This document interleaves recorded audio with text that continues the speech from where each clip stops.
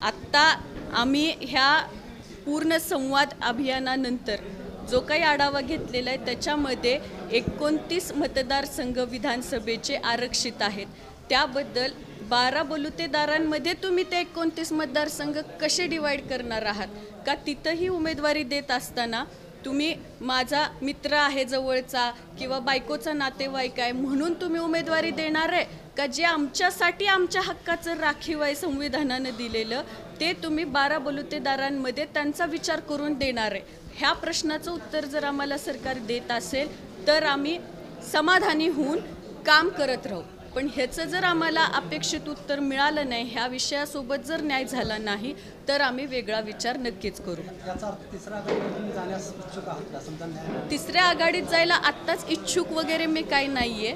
ही संघटना जो काही निर्णय घेते ते आत्ताही आमचे या विभागातले पश्चिम महाराष्ट्रातले पदाधिकारी कार्यकारिणी सदस्य आहे। या संघटनेमध्ये सगळा निर्णय जो आहे तो सगळे पदाधिकारी मिळून जेव्हा घेतात त्याच वेळेस तो निर्णय पुढे केला जातो। लोकसभेला पक्षाने तुमचा विचार केला नाही आहे, विधानसभेच्या बाबतीत तुमच्या पक्षाकडे काय मागणी आहे? लोकसभेला विचार केला नाही, माझा केला नाही हा प्रश्न नाहीये।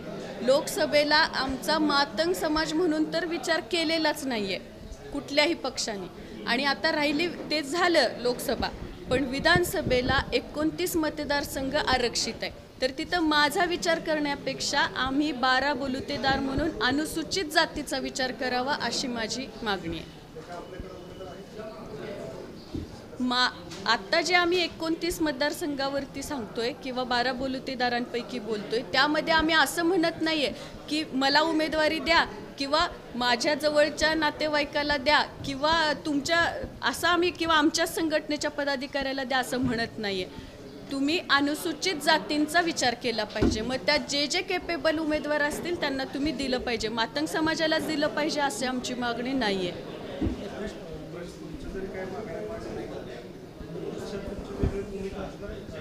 नक्कीच असणार आहे आणि ते घ्यायला आम्हाला सगळे पक्ष भाग पाडणारच आहे।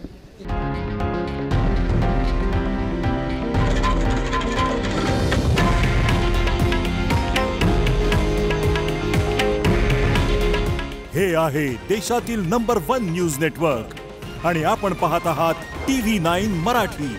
काळजी तुमची, हित महाराष्ट्राचं।